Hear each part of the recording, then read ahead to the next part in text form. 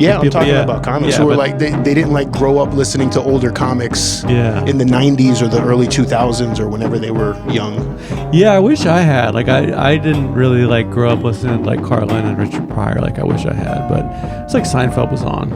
So that was a big one, like The Simpsons and like Conan and stuff, but that wasn't really stand up, but it was kind of stand up adjacent. Yeah, it's on the periphery of comedy. It's like Pee Wee Herman. I think like Pee Wee and like Ernest were like good examples of non-stand-up comedians that influenced our generations. Yeah, like Mr. Show and stuff like that. But yeah, I mean, I wish I'd grown up with the Beatles and the Stones and Richard Pryor and Carlin, but I kind of had to find all that stuff myself in my 20s. Like, you know, some people have those cool parents that like just played exposed them to that stuff, which I try to do now.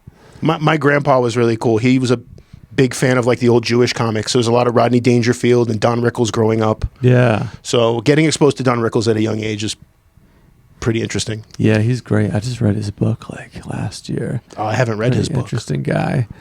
I read Norm's book. Oh yeah, Norm is also my favorite comedian. Oh really? Yeah, he's like lately I'm like maybe it's Patrice or Norm, but as far as just like what I enjoy the most, it's like I'd rather just keep watching them over and over than watch new stand-ups. I like the refreshing aspect that a lot of Norm's comedy wasn't really social commentary, so like a lot of it's just evergreen nonsense. Yeah. I mean, I appreciate Patrice very much, but I could never talk about the things he talks about on stage. Yeah, you can't even like do a Patrice joke for your friends, like any of them. As soon as I put blackface on, they don't want to listen. Yeah, right. Yeah, they're all, I mean, they're from a different time, and he's a very different type of guy than me, but I like the freedom. I have friends who remind me of Patrice just with I feel like they could go on stage and they have the bravery to just say what they're actually thinking in a very frank and uncensored way. Yeah. And I could never. You gotta be like really funny though, because I feel like there's a lot of people doing that way, that part, but then it's like if you're not a genius at comedy and you're just like, I got some fucked up shit in my head, and you just say it, but there's not like a great punchline. It's just sort of like I think a lot of people see comedy now as the jokes and the material aren't as important as the experience and the vibe you create in the room. So they don't necessarily have to have great jokes. They could just have an idea and just go on stage and talk about it, and it might not have a punchline, but they filled 3 or 5 minutes just talking about something that people enjoyed enough to stick around. Yeah, I think that is kind of where like being a celebrity, having a unique voice or an attitude, like Theo Von is I don't know if like for me he's like my favorite writer of jokes, but to me he's sort of like that what you said, where he's just like you could just listen to him talk. Yeah, exactly. He's just an iconic person that you just want to listen to talk. So I think it's cool when people are able to do that, like Norm was, where it's just you become bigger than just your material. Like you're a whole thing. Like your personality, your voice, the way you look, the way you carry yourself, it becomes like a brand that's very recognizable. And people love Theo. Like seems like an awesome dude. Yeah, he does seem like an awesome. Like you just want to like put your arm around him. And who before him was even like that? Like I don't think there's any. Like I see so many comedians now that have mullets and are trying to do the Theo thing, but I don't think before him there was a lot of people doing it that way. Yeah, my memory of most comics when I was young is like I always thought of comedy as like an elite thing. Like it's not for everybody to just go and do. You have to.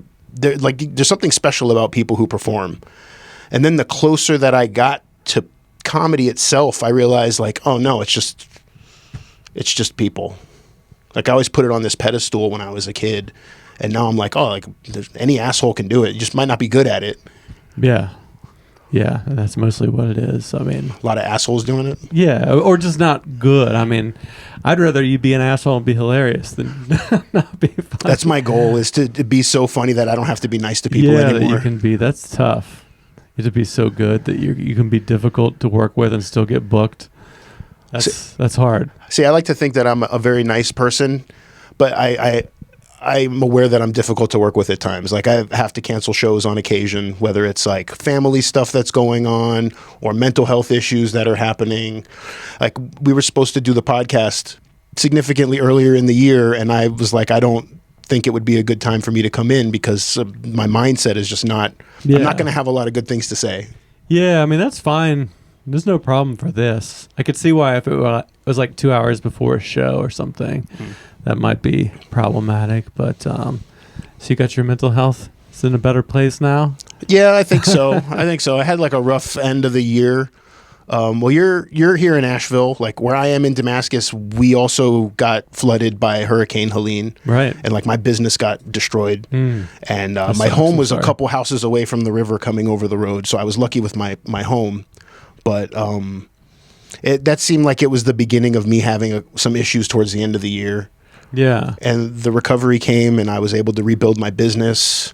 And I think with that, a lot of my mental health issues, it's like when you don't have a creative space anymore as an artist, you kind of die, like you smolder out like a flame without air. Did you do other stuff? Like, did you do music or theater or anything? Oh, I did theater when I was in school, and or drawings or anything like that. It looks like you might have been like drawing a bunch of like comic book art or something. I profile you.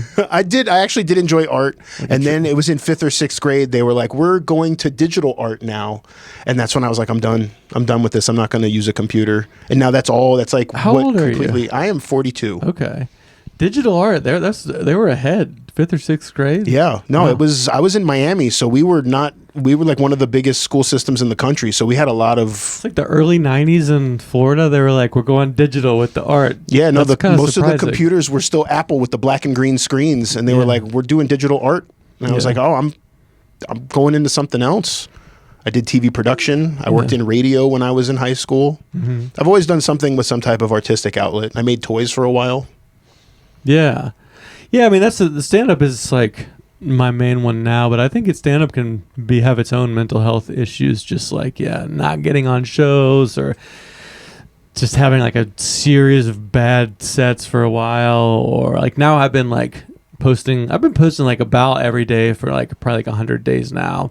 And I think that's helped me in some ways, but it's also like I'm starting to roll out of bed and look, at first thing. And it's like even things that seem good can become twisted.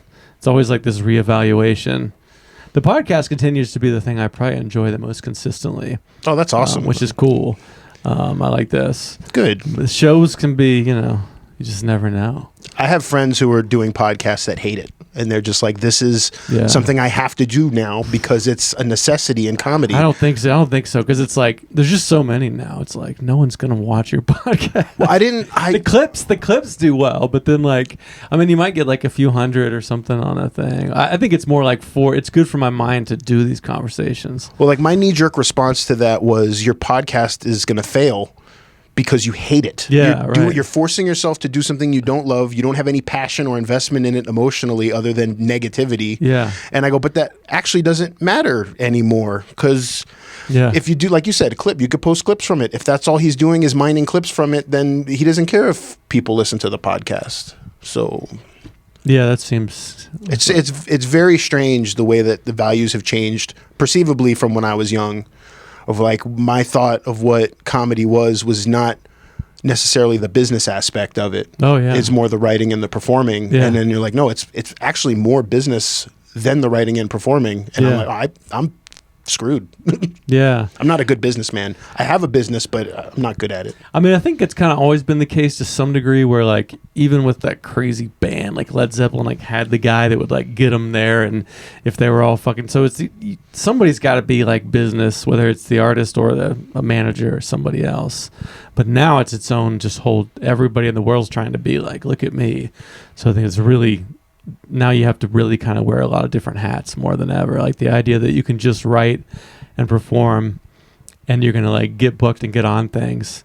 I think it's probably harder now, I would guess. Because of the numbers. Yeah, the numbers. Everyone's doing it. Like you're competing, like eyeballs are just, just being young and hot is like pretty... people kind of just like that, like just to kind of be middle-aged and be like, wait, I got an idea that you should hear. I feel like that's kind of like what we were saying about Theo Von and people, like I don't think I really like have that like relatability, or you're just like, who is this fucking guy? I just want to hear him talk. Like you actually have to have writing, you know. So that's why, like, I have my niche of being Jewish, and it is not common. It's not where I'm from, Bristol, South, yeah. in the comedy area. That I'm the only Jewish comic, so I kind of lean on it because it's the thing that I have that makes me different, other than being from a different place. But saying you're from Miami is not gonna. People aren't gonna like you. Like saying you're from Miami. But yeah, I mean, people like a fish out of water. I think that's so, you know, being Jewish in the South maybe can be that, you know. And I do a lot of alt bits, and not a lot of people do a lot of alt stuff in my scene at all. So there's a lot of things that make me stand out. I'm very dark in my comedy, which I don't think is as common. It's becoming more common in Bristol than it was before. But what does that mean? Like, to be dark? You mean just like topical? Yeah, to have death like and pain and suffering. Or yeah, what? just not to, you know, like I like to get laughs off of things that would make people groan sometimes, and like what you were saying about a lot of the newer comics, some of them don't understand the line between like the groan and the laugh. Like you want more of a laugh than a groan. Like the point of that is for it to be more funny than it is offensive. Yeah. And some people don't recognize that. They just hear other comedians saying something that they think is offensive, and they're like, I'm just going to go on stage and talk about abortion. Yeah, that's what they pulled from it. They're Right. like, that was awesome because you talked about abortion and it was all the things you're not supposed to say. It's like, well, Oh, you missed the turn of words there. Yeah, there's other things happening that you did not grasp, but now you're doing some like real, like bad copy of that. But like one of my favorite jokes that I do is I tell the audience that I lost 35 pounds like over the summer, and then they all clap, and then I say my dog died, and then they get a nice groan. But yeah, I tell them I'm just kidding usually. So yeah, I mean that's, you know, that feels pretty clean to me. I mean, I don't know, you could be dark and clean, but usually I feel like they're kind of separate. But I like it when people can be dark and clean. I don't swear very much, but some of my material is pretty sexual in nature. We're talking about being married and inadequacies and things like that. Yeah, I mean, if it's not graphic sex, I think it's clean. I think clean is like usually like you can't like explicitly talk about drugs. I think weed gummies maybe can still be clean though. I don't know. The line is interesting there.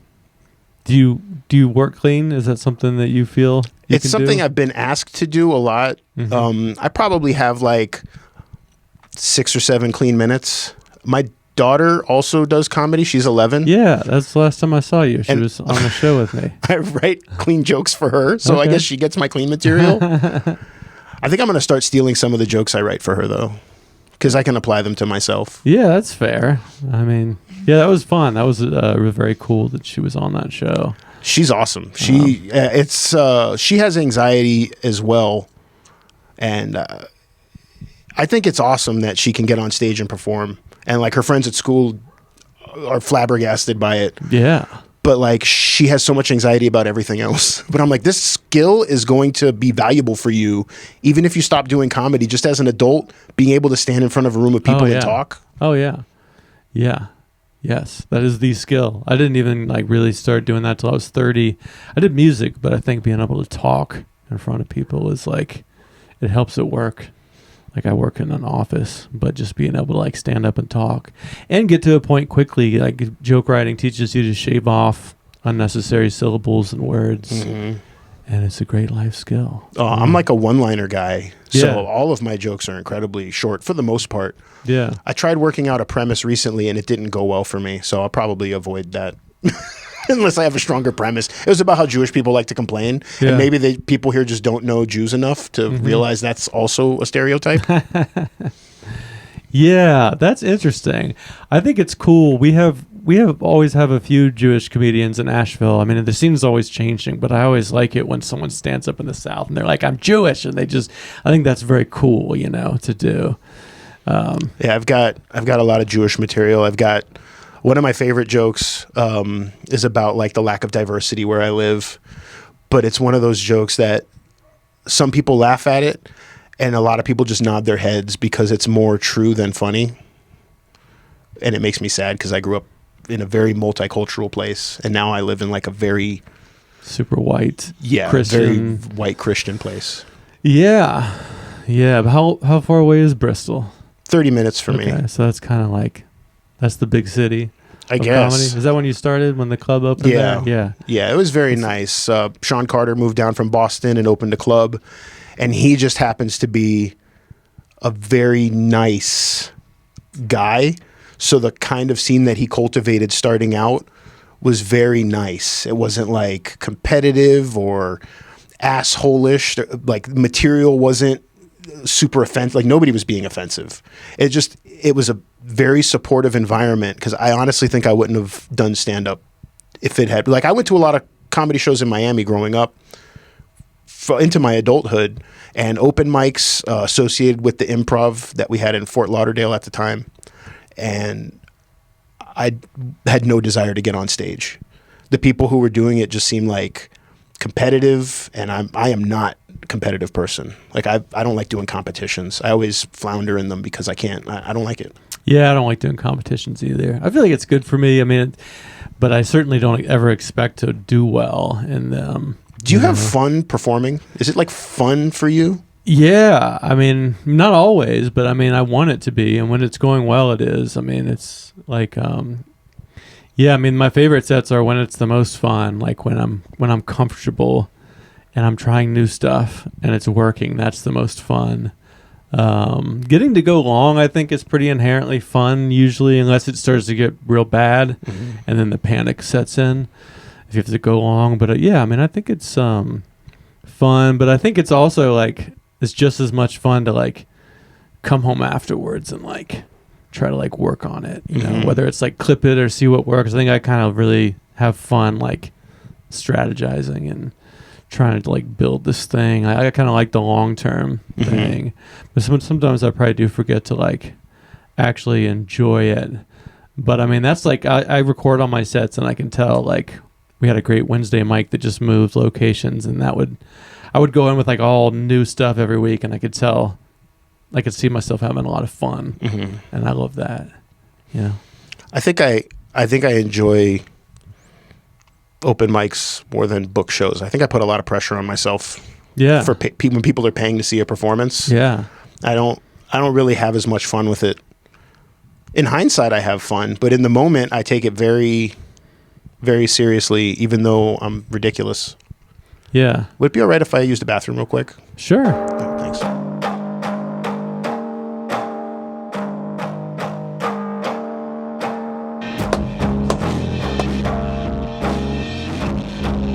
But yeah, I love it out here. I just this morning broke the drum set down, put it in podcast configuration.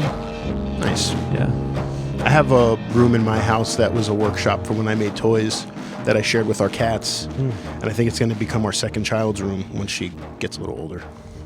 You got 2 kids? I do. Oh, how old's your second kid? 4 years old. Okay. I don't think I knew that. I guess I just met the one. Yeah, the other one's, she's nonverbal, which is really interesting. Yeah.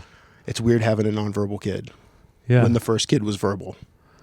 What does that mean? Like, just chooses not to speak much? No, she doesn't speak. She makes sounds, like she makes vocalizations, but she doesn't say words.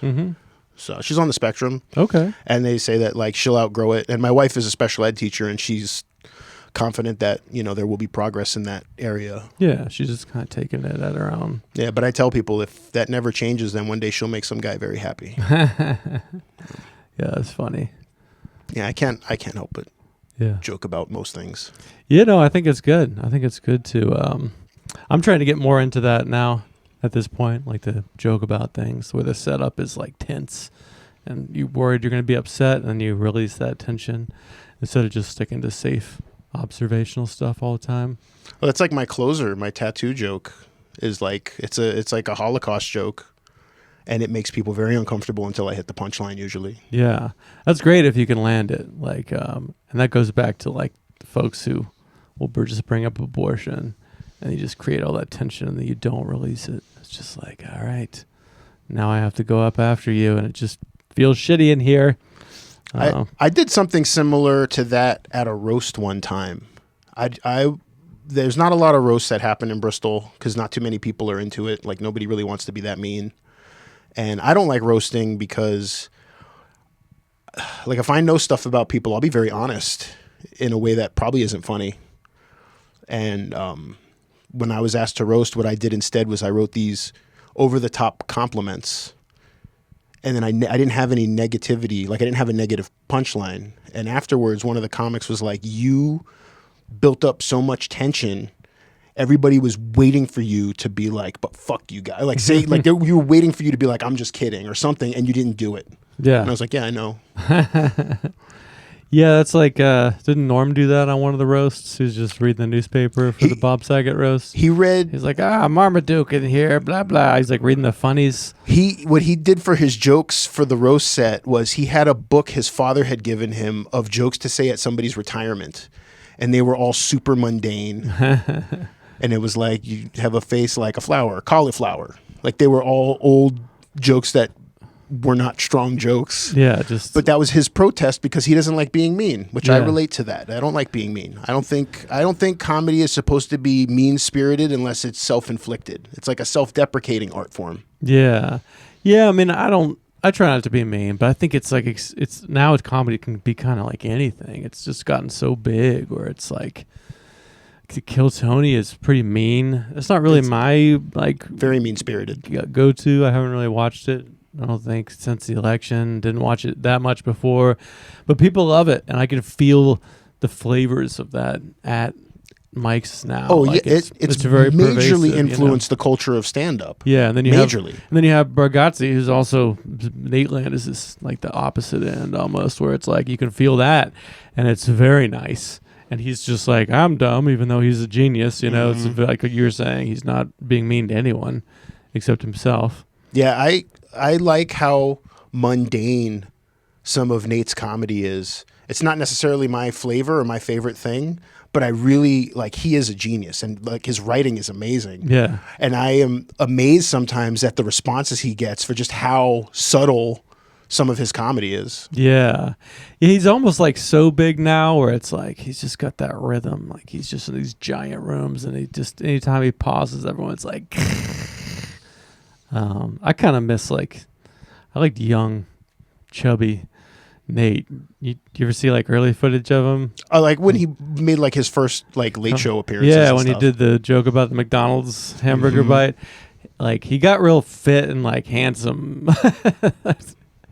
He was such a little pudgy boy, and like, I don't know, there's something about that I kind of miss. Well, I compare it to a lot of artists. Like, once you taste success, it's different, because it's like Kid Cudi's a rapper who I really like, and his early career to me musically is amazing. And then as he, like, became successful and had a very happy life, it changed the way he wrote, and his inspiration was different, and I didn't enjoy his music as much when he was happy. Yeah, Bill Burr's going through a thing like that right now. I just listened to a good one. You heard of that podcast? Mm-mm.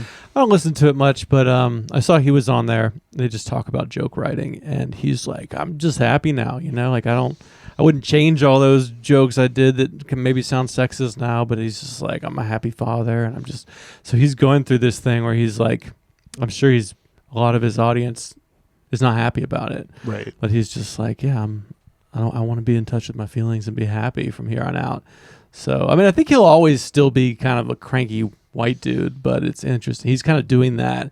So it'll be interesting to see I haven't seen his latest special. He just put one out, but I think his work is moving in a more optimistic Well, you have direction. to when you have kids. Yeah. I mean, my daughter's heard a lot of my comedy, and she knows the jokes, and I have dark jokes about her that she understands, and she understands the irony of it, that I'm not, Yeah. you know, she lives with me. I'm a happy person at home. You know, I think what I did in comedy was chose to amplify a part of my personality that I suppress otherwise, where I'm like lower energy and depressed on stage, and that's like not the way I ever present myself to the public. Especially like being a business owner and a public person. Like, I can't like run my bakery like, you know, like a depressed Yeah. like it's Dick's Last Resort, and I'm like cursing at my customers and stuff.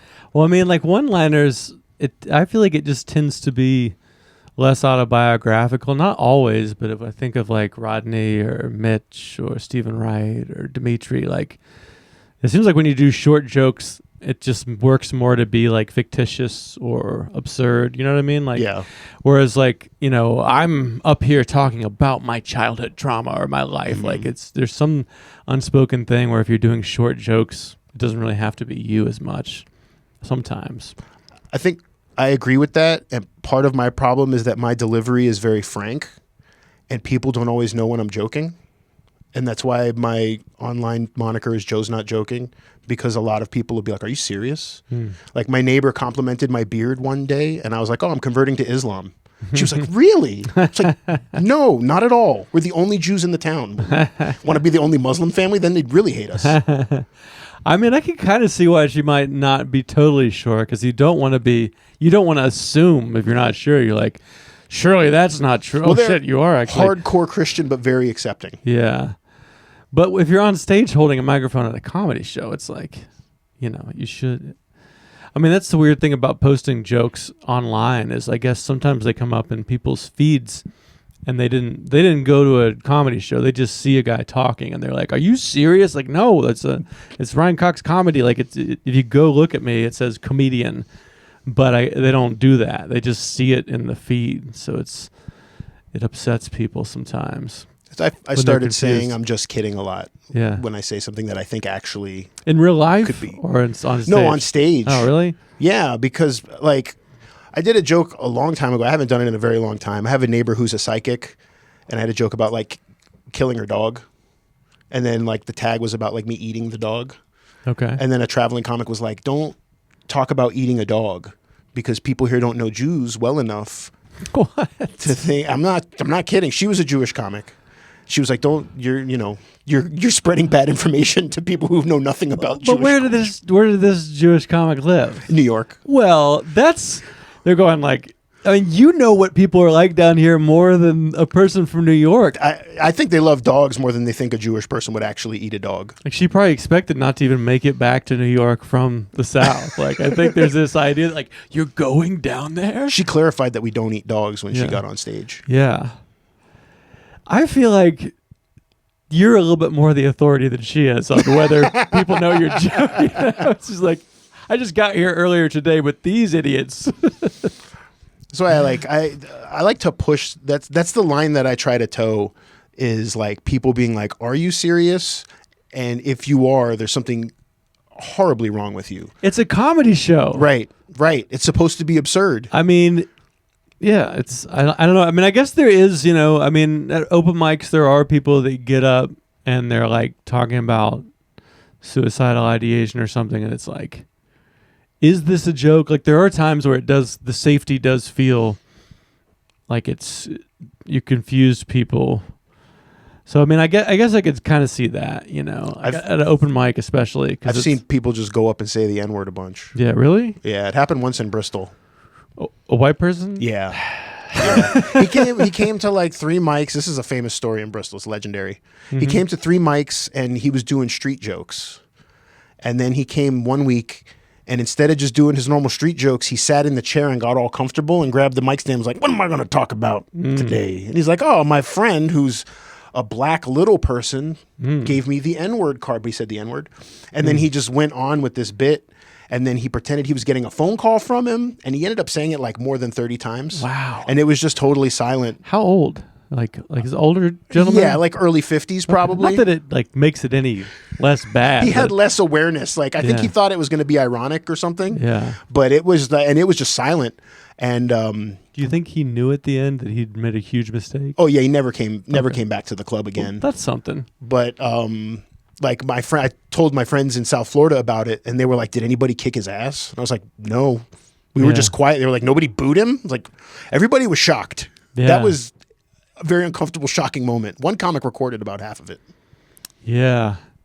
Yeah, I don't know. I've not really been there. I don't know what I would. I probably just would have been shocked. I don't think I was quiet. I think I would have been. I think I would have just been like, just in such discomfort. It was like the cringiest thing I've ever seen at a comedy anything. Yeah. Well, this is comedy in the South. We're kind of making it up. This is like shit like that happens. Apparently so. I guess people have different senses of humor. Something that might fly at like a Klan rally, they think it's just going to work at a open mic. Yeah. Yeah, I mean that's something that probably would not go over well here. People would be very upset about that here. Yeah, it was bad. Even though there might not be any. It actually doesn't matter who's in the room. That's just yeah. I mean that's kind of part of it, though. I mean, weird shit happens. when you get up there. I've been very conscious of like the way different scenes are, and I have never come to perform in Asheville. Like, not because I don't think I'd be appreciated here, but I want, like I had said about comedy being on a pedestal, like I want to be really good at stand-up before I put myself out there and start traveling. Yeah. I want to be able to do like a feature set. Like, I don't want to have like a great 10 minutes and go somewhere, because it's happened in Bristol where you do a good open mic set and you get an opportunity somewhere. And I want to be able to be like, yes, I want that opportunity, and be confident that I'll actually be able to do it, instead of like, I'm going to do a 25-minute set when I only have 10 minutes. Yeah. And I agreed to do this set just to throw myself in the deep. No, I don't like doing that. People are paying to see a show. I want it to be, I don't want them to watch me learning on the fly. Yeah, I mean, I don't think you should bullshit that you have more time than you do. But, I mean, does that happen where somebody asks you to do more time than you're comfortable doing? Oh, yeah. Can't you just be like, I'll do 10, you know? That's what I do now, and it makes me feel good to I think short jokes are a little harder than two with that. Like, I think it can be, my sense is that it's just kind of harder to go along with short jokes, right? Because it's just like, boom, boom. There's this guy that I actually forget his name, but I was like, well, how do you, great one-liners, you know, how do you do like a more than 30 minutes? And he's like, I actually haven't done that yet, even though he'd been on like the late night on Conan and all that. Mm-hmm. Matthew Donna or something. He's like a nerdy guy, but he was saying like, I actually still haven't, even though I've accomplished all this and been doing it and I'm a writer for TV, I still haven't really done like a 30 plus minute set, because it's just so hard with short jokes. Like, you almost have to stop and do crowd work or something, because even if you have great short jokes, it's like, how do you keep them in that, you know? So I've like, other than the first thing that I learned to do was chunk my short jokes together by subject, so that it has some kind of flow instead of being random, and it sounds more like material because like they're together. Yeah, like 5 things on food, or 5 minutes on this or that. And then alternative bits sprinkled about. That's more like the Stephen Wright shit, like just the weird. Oh, like, no, like I do like a fake card trick, or like I'll eat food while I perform, which helps me slow down. Like, I started doing that because with my anxiety, I was so frantic, and I'd have like 40 jokes and I'd do them all in 4 minutes, and I'd be like, I still have 3 minutes to fill. And I was like, I'm going too fast. I'm going way too fast. I need to figure out how to slow down, and putting food in my mouth was the way that I figured out how to do it. Yeah, slowing down is hard to do, but it's so important, because that's like a big part of why they're not getting on board, is like, you just know it all. Mm-hmm. So you're just like, I said that, go to the next thing, but they're like, they need time to get it. I brought my notebook, because I use a notebook on stage, because I have like ADHD. Mm-hmm. So like, I'll show you my most recent set. This is 15 minutes. Yeah. It's just like a manifesto. Do you actually read them? No, when I put my sets, because I never do the same set twice, which makes it very difficult. When I put it together, I'm going through it in my mind, and I think writing it out helps me, and I will have to occasionally glance at it, but I don't ever have to like read it. Yeah, I know what you mean. It's just finding my place. Yeah, I do like keywords, or, you know. I wish I could. But I like to write it out before I go up, and then just put it in my pocket, and then I never look at it usually. But I've loaded it into my brain by writing it out, and I know it's on my person just in case, you know. I know that I can do 10 to 12 minutes without notes, and it's fine. It's structured the way that it should be. But like, I really do want to do different sets every time. I don't want it to be like, oh, I know I can do 10 minutes this way, and here's how I put that puzzle together. Like, I always do new jokes because they're one-liners. So I always sprinkle them in and figure out new orders. And I feel like doing that also gives me an opportunity to figure out new ways to put stuff together, or I'll come up with a line in between two one-liners that'll make it make sense. And I'm like, oh, now I can put these, and this flows this way. And it's like a jigsaw puzzle that I keep putting together different ways. Yeah. Yeah. Do you know Aaron Naylor? Mm-hmm. He lives in Asheville. He does one-liners. I've done a bunch of shows with him, so it's kind of interesting that he'll just the ways you can kind of keep going with short jokes. A lot of it's kind of like a little bit of crowd work, or just having a certain attitude, or just moving around in a way. It seems like there's always got to be something else, you know. I think like Stephen Wright is just so weird. Like, he's so weird that he doesn't really need anything besides that. Like if you literally look like you got off a UFO. Well, it's like Emo Phillips is like the earlier version of that. Where he was just more out there in his persona, and Steven's kind of more subtle. Yeah, and like Rodney, I mean, you can watch him with the sound down. It's like pretty compelling. Like he just looks funny, moves funny. He's dressed like it's just like his bulging eyes. So it's like, yeah, Mitch. I mean, he's like. The jokes are part of a big part of it, but it's not all the jokes. It's like that weird voice and the rhythm. There's a guy in Bristol. He doesn't live in Bristol, but that's where he performs. His name's Greg Payne. He's a great comic. He drinks, and he is very one-linery, and he's got like a Mitch Hedberg-esque thing to him, and it's he either destroys or it just didn't go well for him that night. And he's a great dude, but it's like, they didn't like it. Yeah. And that probably is part of it, you know. I mean, because those people we've all named, they've built an audience, so you've paid to see Stephen Wright. But there probably are some people that are like, what? Right. I thought it was going to be a real person talking about their life. But it does seem like, in general, comedy is like, you know, it's like Ryan Cox. I am the guy talking about my family. I'm making it into jokes, but it's my story. But there's something about the one-liner comics where it's some other thing. Where you kind of have to be weird. You just kind of have to be.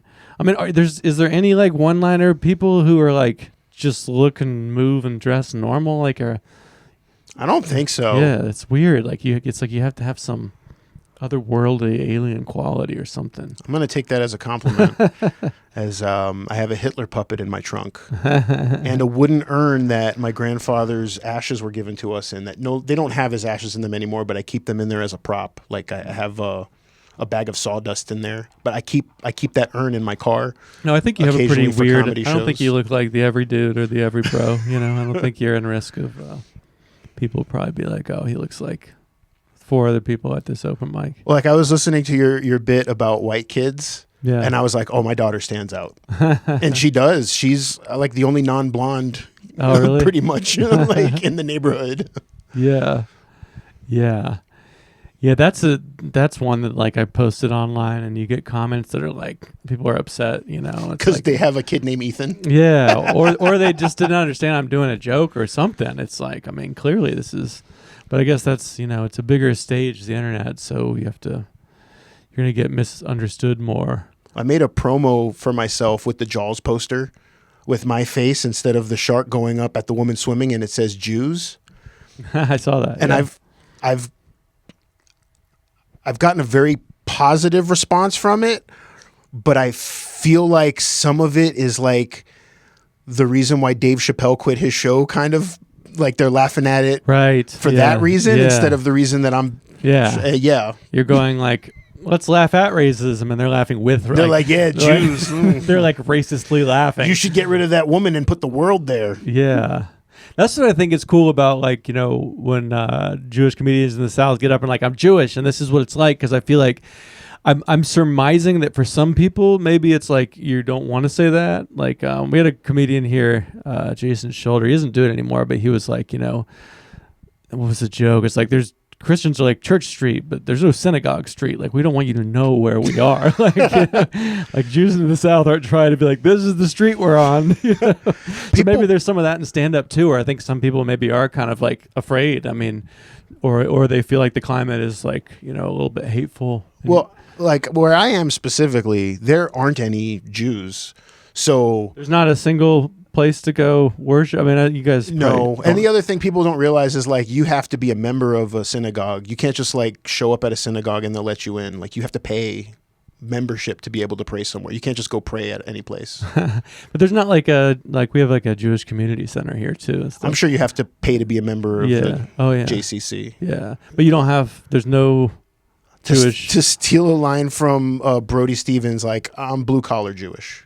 Like my family, I've never belonged to a temple. We're like Reformed Jews. We never could afford to practice, basically. Just in the home. Exiled in Damascus, Virginia. This New York, this new fancy New York Jew comes down like, these people think you really eat dogs, dude. Like, I don't know about that. They don't understand kosher law. That's basically what it comes down to. Yeah.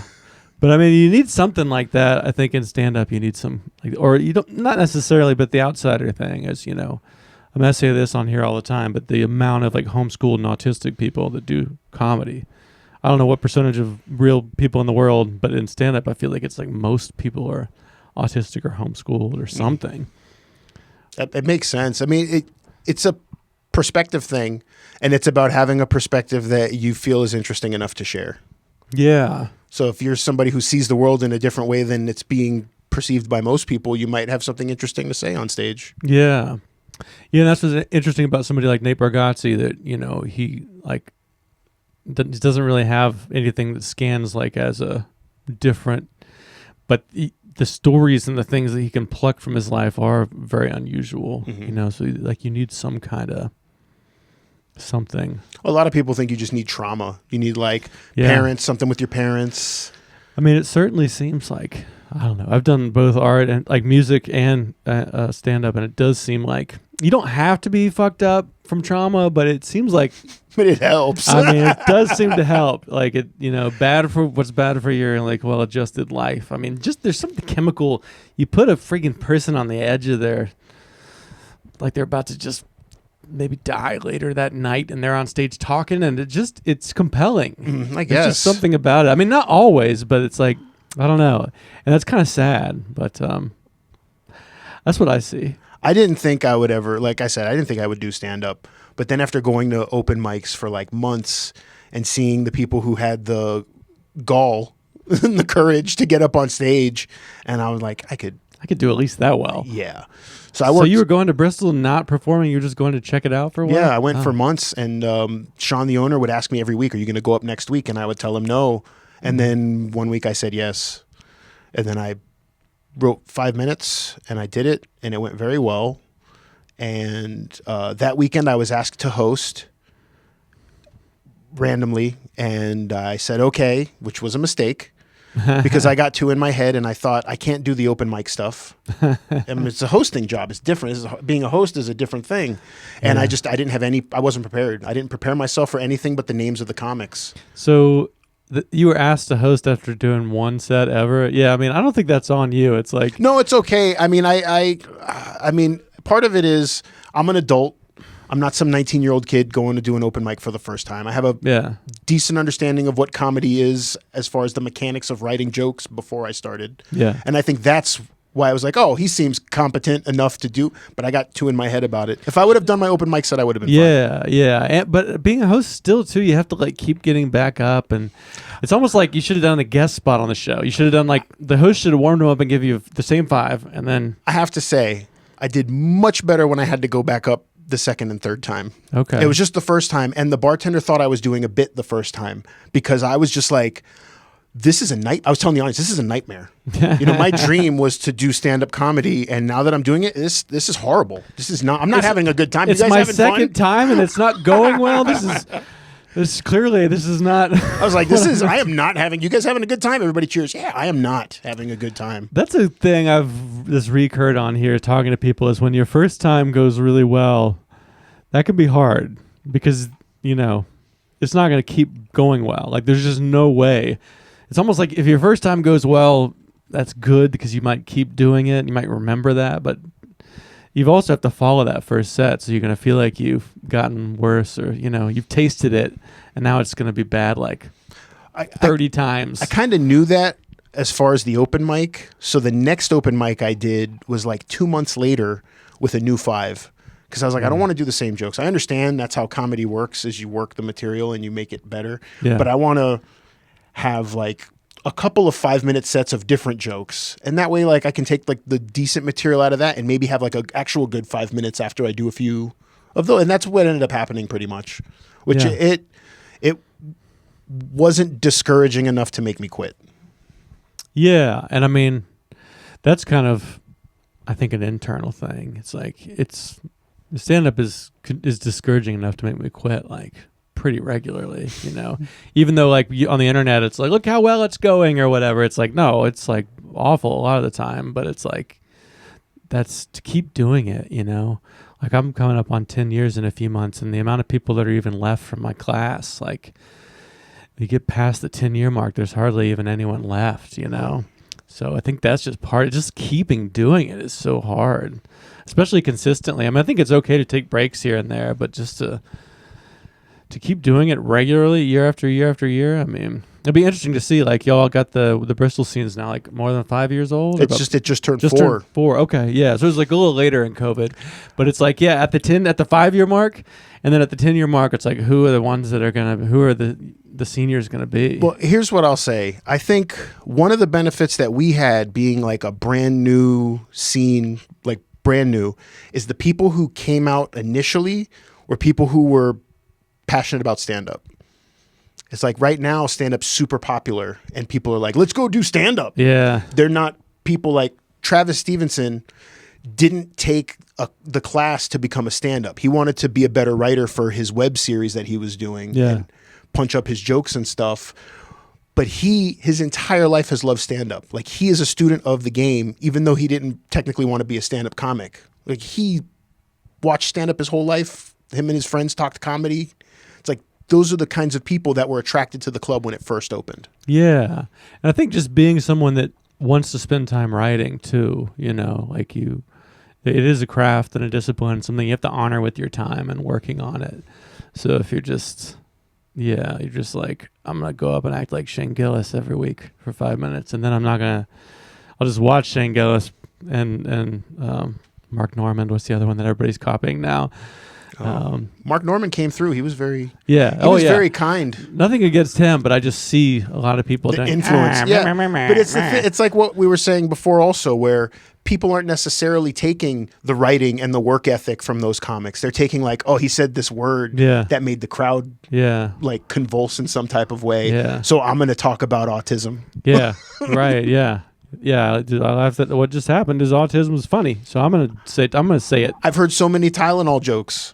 So many. I can't tell you any of them because none of them were that memorable because my mother took a lot of Tylenol when she was pregnant. No. I think there's a lot of low-hanging fruit and some of it is performative and like cadence is part of it.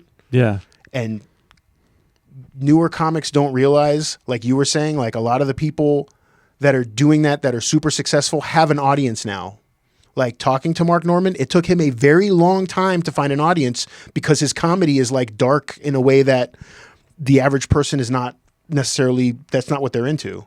Yeah. But now he has that audience and he can pretty much do what he wants and he knows what's going to work. Yeah. When you're starting out and you're just like, oh, well, this rhythm is this. No, that's been ingrained in our minds because of years of hearing it. Yeah, that's his rhythm. Right. And that's why it works for him. Like no one else can copy that rhythm now. That's a unique person's voice. And then, but it is like, it's so scary and hard to find your own voice for most people. So I think it is totally fine to copy somebody or to be bad. But then it really becomes like over the weeks and months and years, it becomes like, are you aware enough to like see that you're being a hack in this way or that you've upset somebody, you know, like even the N-word person, it's like if you could really go, wow, I did not realize that he was doing a Paul Mooney joke. Yeah, I'm upsetting people this much and you could apologize and have humility. I think there's still a potential for redemption, you know? I mean, it sounds like it's not usually going to happen, but it's like you can always kind of like a lot of it comes down to like awareness, I think, and being willing to change and keep going with it. And that's what's cool about it is I think you have to keep like growing and changing to do it. You know, you can't just get up and be like, I upset people, but I didn't even notice, and I'm going to keep doing that. You know, that's unforgivable. With the way society is like adapting so much now. Like it's constantly like where the line is moving. Depending on who you're around also. Oh yeah, the different subcultures of like what's appropriate on Kill Tony versus like some Nate Land show in Nashville. I mean, there is no definitive line. It depends on. There's a guy on Kill Tony whose cadence is almost exactly the same as Mitch Hedberg's. The Mitch. I mean, that guy's fascinating because he dresses like Mitch, right? Right. And he looks like Mitch. But he says it's not a conscious thing. Yeah, that came up for me on one of the shorts. You see when Tony's like, you're aware that in every single way you look, sound, and he's just like, what? And he's like, you're telling me that you never saw Mitch. You were just like this your whole life, and then later you saw Mitch.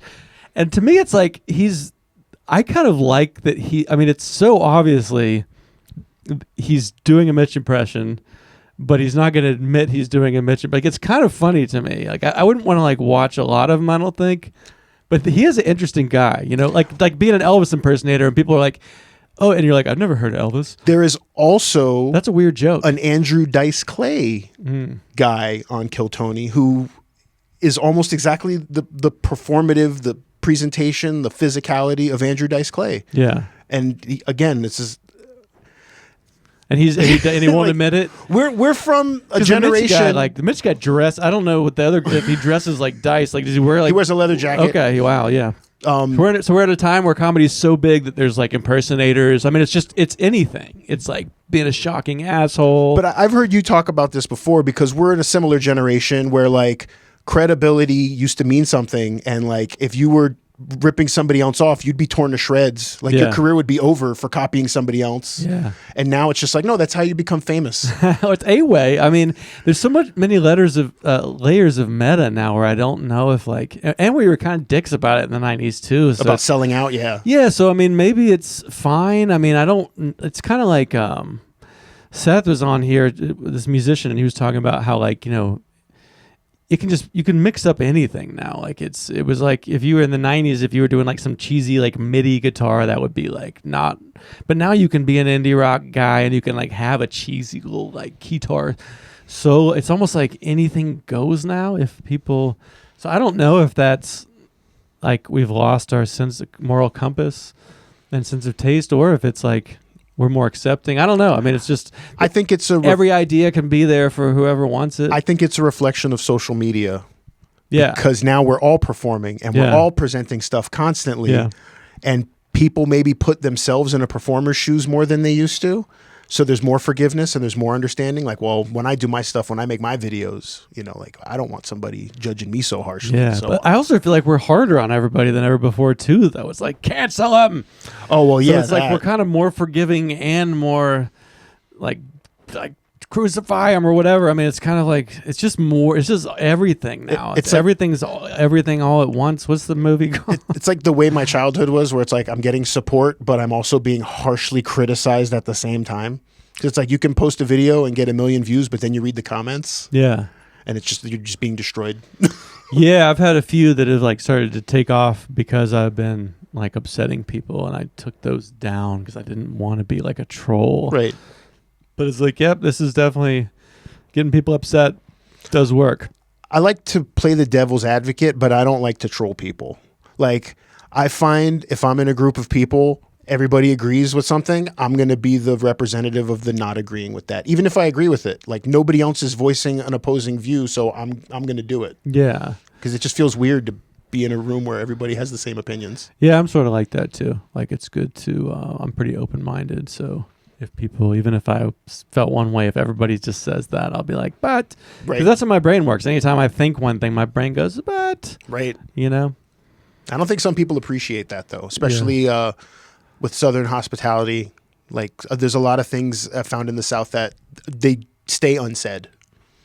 Yeah. Yeah, like overly polite. Yeah. My wife's from Pennsylvania, and she's always, that people are just, blowing smoke up your ass, or, you know, like people will fucking tell you you're being an idiot up north, and down here it's like this kind of they'll just say bless your heart. Yeah, right. I mean, I guess like it's weird that Miami is like, I mean, it's farther south, but it's just not even the rules of.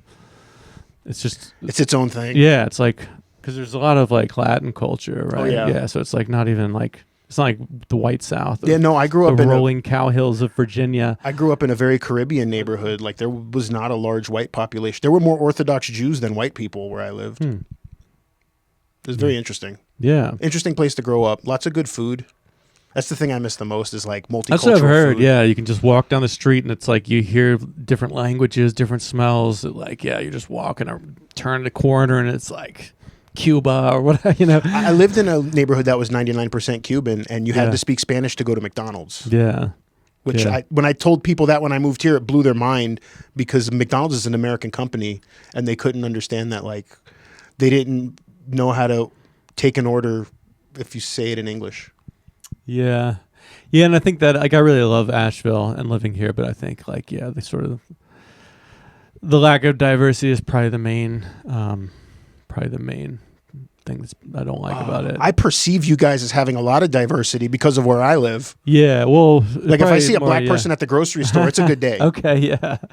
I mean, yeah, it's kind of segregated. I think there are black people here. There's we have like more trans comedians than like any other southern place I've been to. So diversity can kind of mean different things, I guess. No, like absolutely. Gender wise, I think we're like super diverse because Mm-hmm. this is a place where people maybe feel safe to come here. That's good. And do your transition, stuff like that. You still get your car broken into though? Yeah.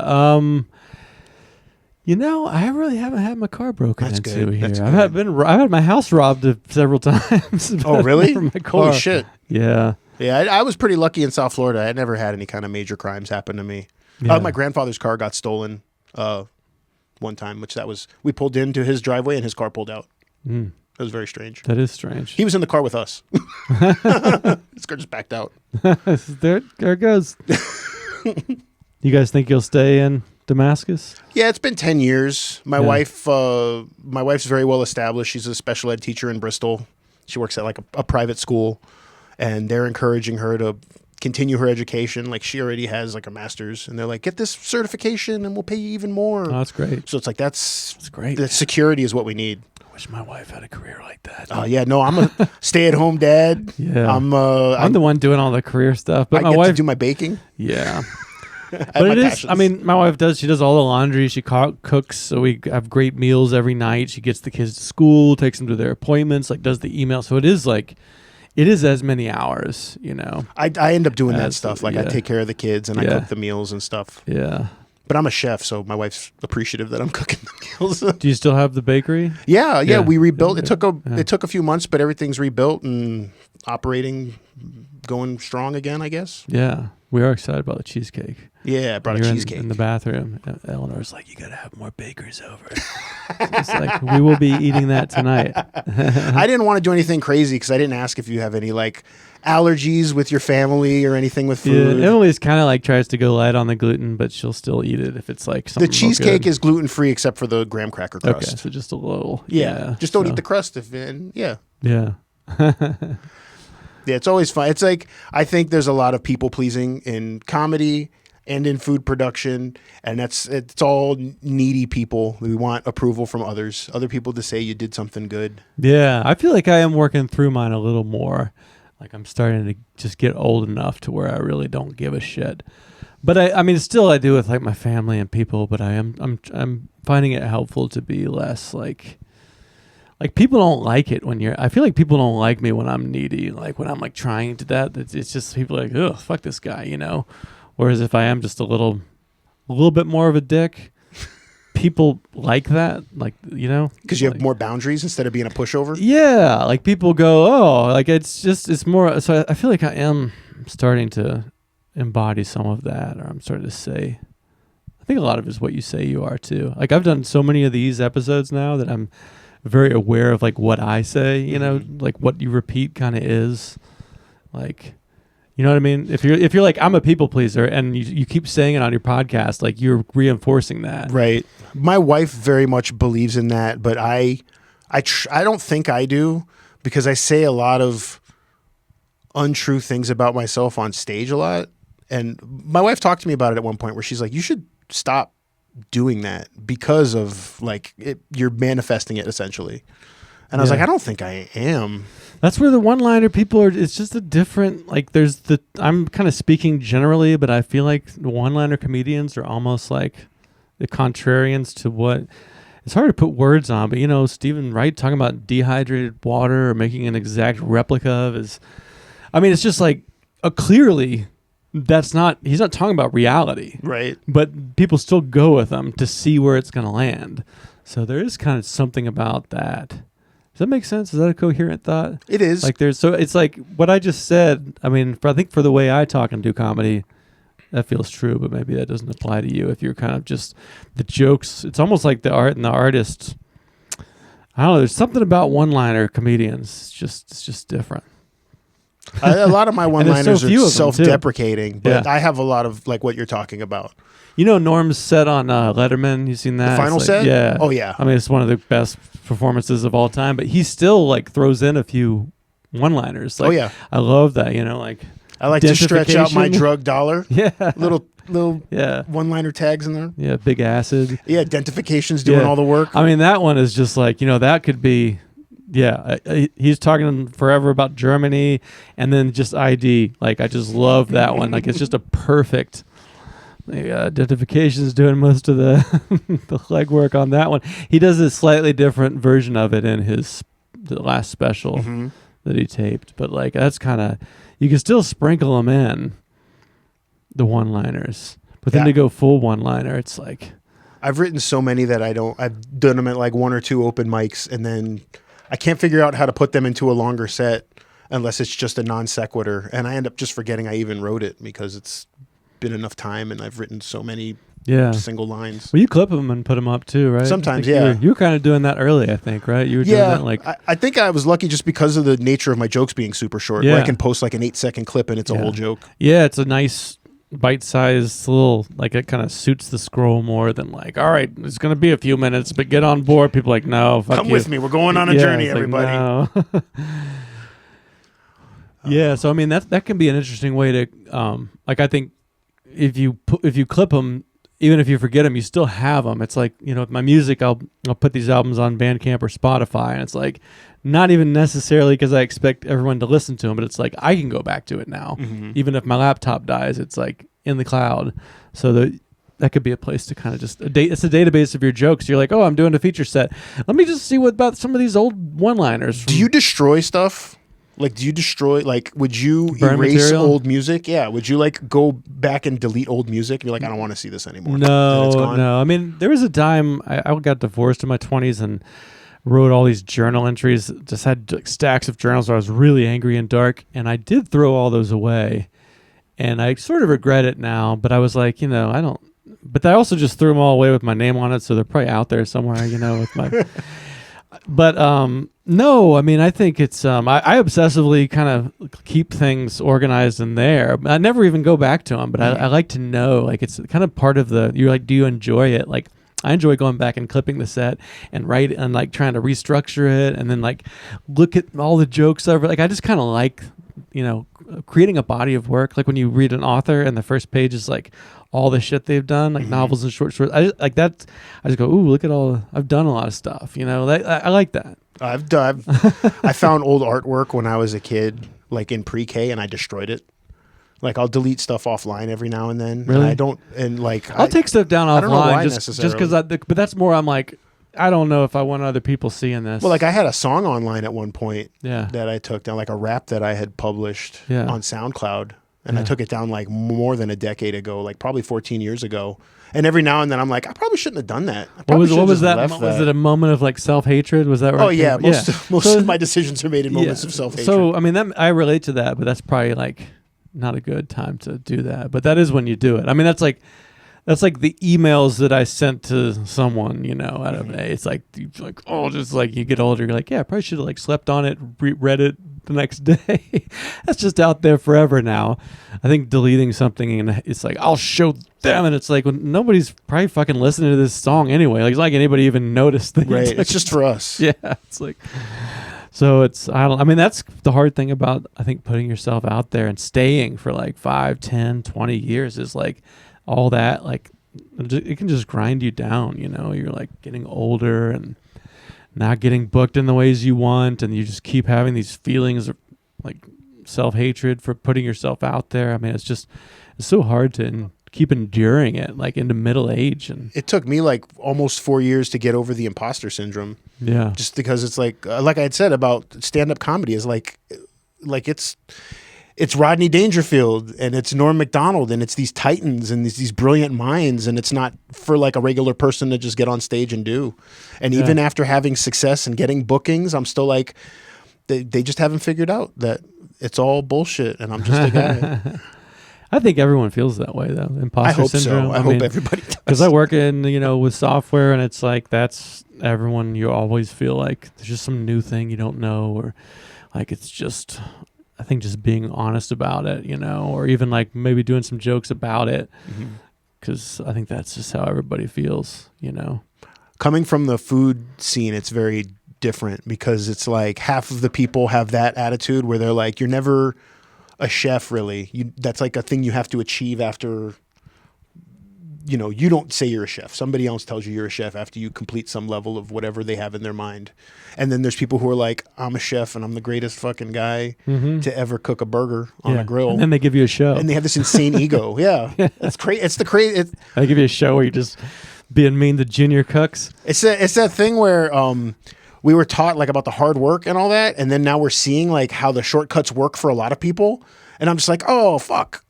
But I can't change the way that I do stuff. I can't adapt to that. I guess I'm too old or my mind is too rigid to try to take advantage of the shortcuts that are available. I just want to be good at writing jokes and performing. Yeah, I think that's something too. Like when I talked to Aaron Naylor, I think he's the only other one-liner comedian that's come on, but it's like it's a different it's like a poetry or something, you know, whereas like you're not really doing jokes the way you're talking to me now, right? It's kind of a more labored, like you're getting it down to like the fewest number of syllables. Oh yeah, so there's probably something about that mentality that maybe can be a little more like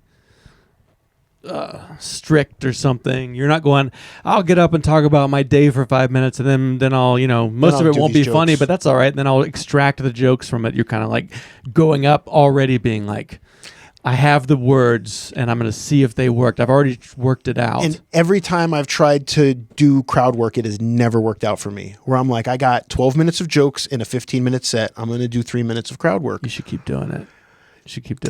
I don't get a response. Like one of my first ideas for crowd work was just asking the audience if they have any questions. Yeah. After I do 12 minutes of one-liners. Yeah. And it just got a huge laugh and nothing else. And I was like, okay, I'll just keep telling you guys jokes. And then I just did jokes for the rest of the time. You still broke the fourth wall there. Yeah. Right? It's fourth wall, right? Yeah. I always forget. I'm like, is the roof a wall? I can never remember.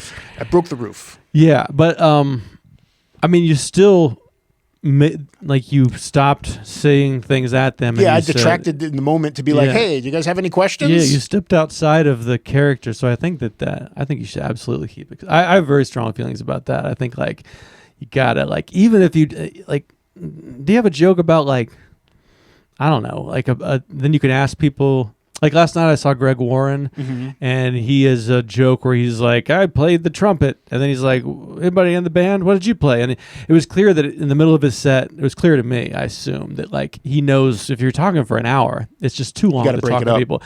So that's a place you can go, oh, the piccolo, blah, blah.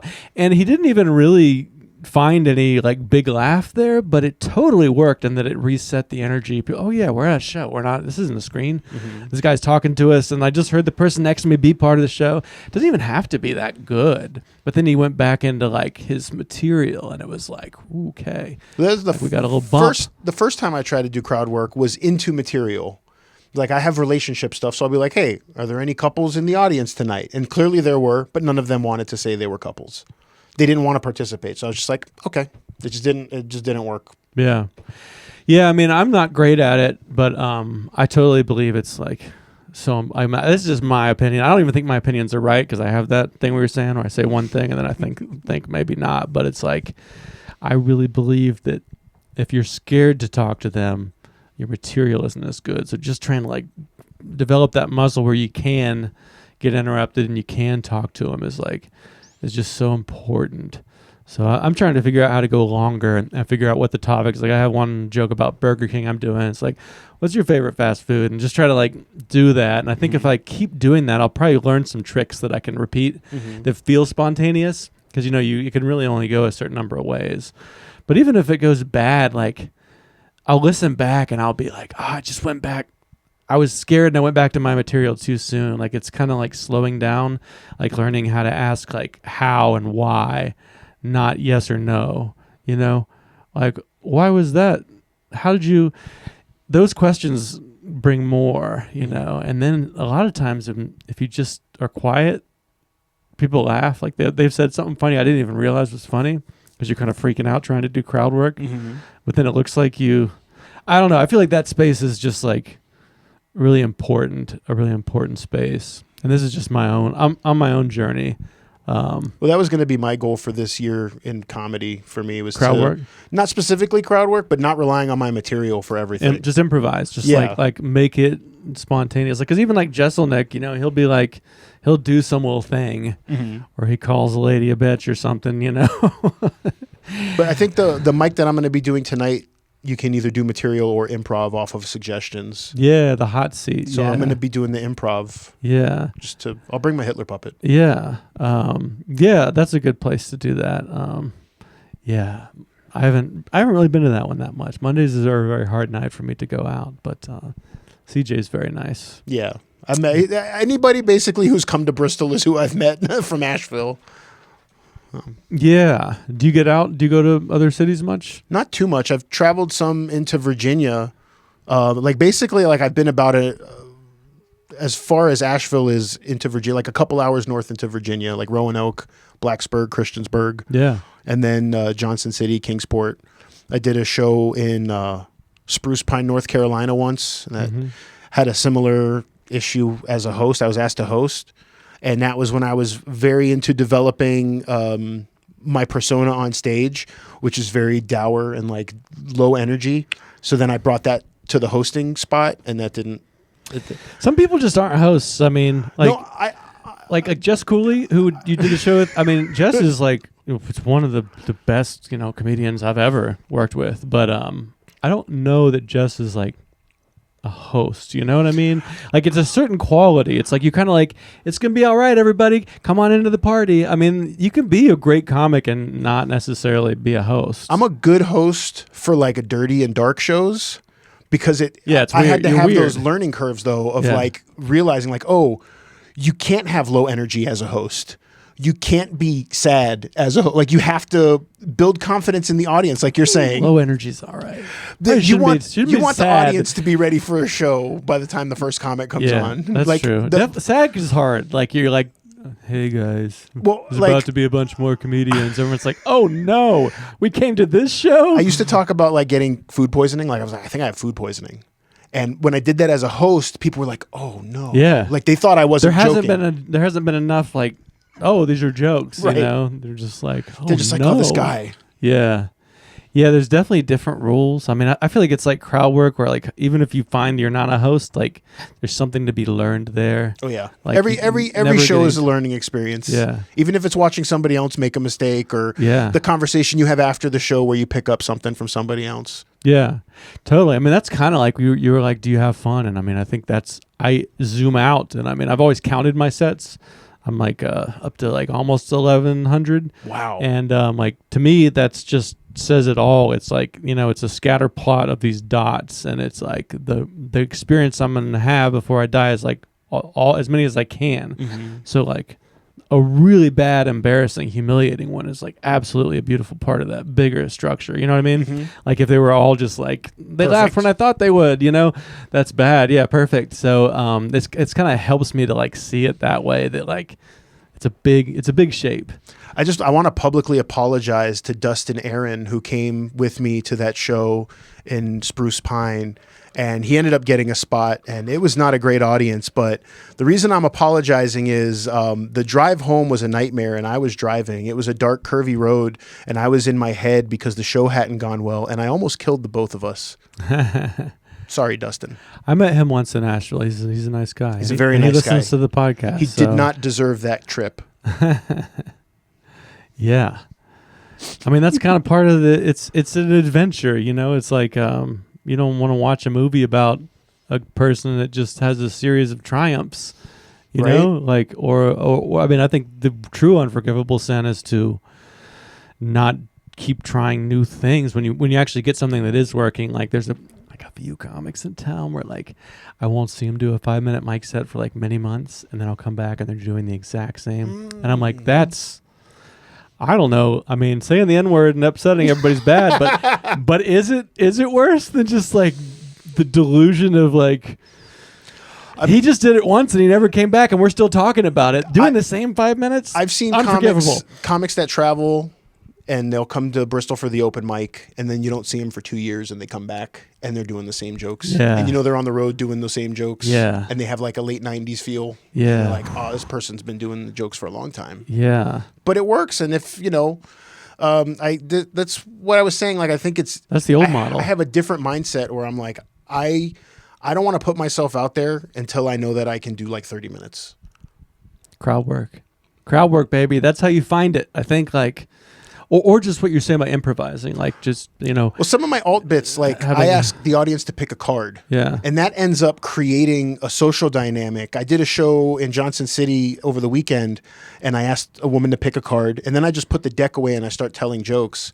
And then randomly through my set, I'm like, is this your card? Like I pull out a card from a pocket, and then I like eat a pie, and there's a card in the pie, and I'm like, was this your card? So I kept going back to this couple that was in the front row probably 4 or 5 times. Yeah. And I guess that's the closest that I'm coming to crowd work at the moment. I mean, but it's something. That counts. I would say that's crowd work. Like, it doesn't have to be like, what do you do? I think just breaking the fourth wall, like making them part of it.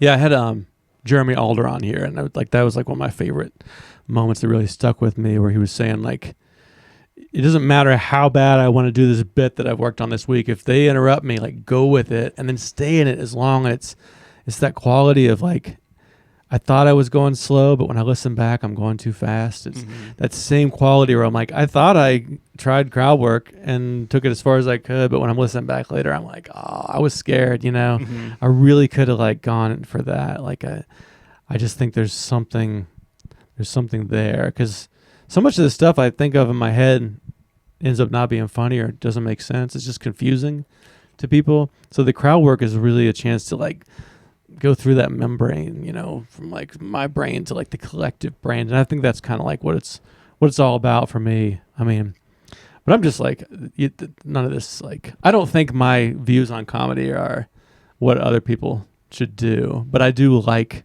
trying to figure it out, Well, it's like what works for you and the way your mind works. Even if somebody did it the exact same way as you, it might not work for them. Yeah, totally. So it's all very individual. Totally. And it's changing. I mean, I'll do a podcast next month where I'll say like the exact opposite of that. I'll be like, or you'd be like, Jeremy is an asshole. Yeah. I'd be like, no, I love Jeremy. I got really self-conscious because I performed before Jeremy on a show, and then I saw him perform, and I was like, oh, I forgot, like, he's pretty clean. Yeah. And then afterwards I apologized to him, and he was like, oh, no, I got to do jokes that I normally don't get to do because you were there. So he did some of his dirtier material at the time. Yeah, he's cool. He's someone that's like, we're about the same age, and we started around the same age, and I've kind of always looked to him. He's always just been like doing things. He's always just like ahead, I'm always kind of like, go over, like, what's Jeremy? What's he doing? Like, let's see if I can rip off some more like business move. Not stand-up delivery necessarily, but just the way he did a dry bar, and he's just did like Nate Land, and he found like his Christians Who Don't Suck thing, Yeah, it's that like, works. Yeah, I love that. This is like a cool thing that's authentically him. I didn't realize how big it was. Yeah. Because I follow him on Facebook. I was like, I went at a point I was following everybody on everything, and I'm like, I need to pull back a little bit. And then I went and looked at his Instagram, and I was like, holy shit. Yeah.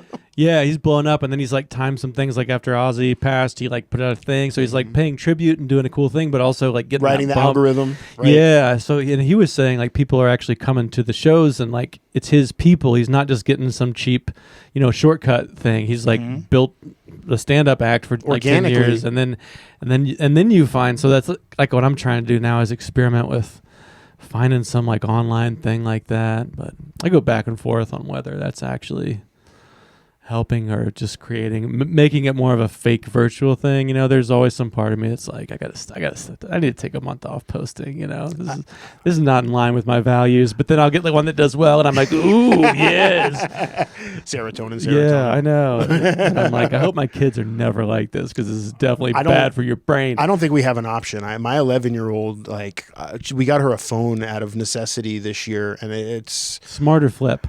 Smart. Yeah, she got socials? Is she on the thing? No, she's not on socials. Well, that's good. But she's... she got AI on there? No, but she has there's like social aspects to Roblox and different games that have, like, she can have chats with her friends. Yeah. But my wife has an app that allows us to see literally everything on her phone. Yeah. Anytime she does anything. And does she know you have that? Yeah. Okay, so that's a great way to do it. It's like, Yep. I think that's pretty ethical. Yeah, It's my like, wife was like, "We need to do this now," and she's Yeah. like, "I understand." Yeah, Like, if you exactly. understand, then we definitely and need to. you do know we're looking at everything you do. Because on the other hand, if you're like no screens and then they turn 18 and it's like you try to go navigate adulthood, like, she needs It's to a digital. learn it. Yeah, that's the way the world is now. Unfortunately, Yeah. I mean, it's good and bad, and we come from a time where it didn't exist, so we Yeah. can see both sides of We've it. seen it all, man. It's true. We've seen the internet and now like intelligence on demand with AI. I mean, I think it's about to be crazy. Like the I don't think it's going to take long, but the last time that I asked AI to write a joke with a premise that I thought of, it would not do it. So I was like, good, the dark one-liners are still not. Computers are like, it's not appropriate to I joke see. about that That's subject matter. interesting. Well, there's different models. I think Elon's model Grok is like known for being a little more evil. Oh yeah, I got to run some of my my Jewish jokes across it. Yeah. Oh, it's like, oh, you want to be anti-Semitic? Let's do. You're like, what the fuck? Because it actually Grok did get in trouble Yeah, no, for like literally. Okay, yeah. So it's like finally somebody wants me to write some horribly racist jokes. Self-deprecating Jewish jokes. Well, that's cool. Let's wrap up on that note. We've I gotta get back to the job, but yeah, it's a good episode. Awesome. Thanks for coming on. Awesome. Thanks for letting me use your shower. Yeah, of course.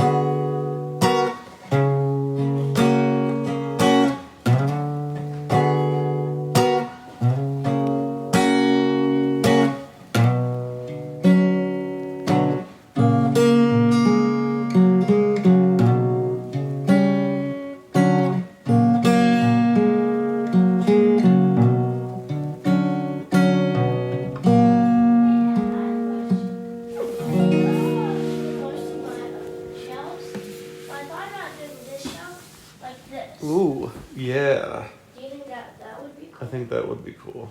Yeah. Go the other way. So that way it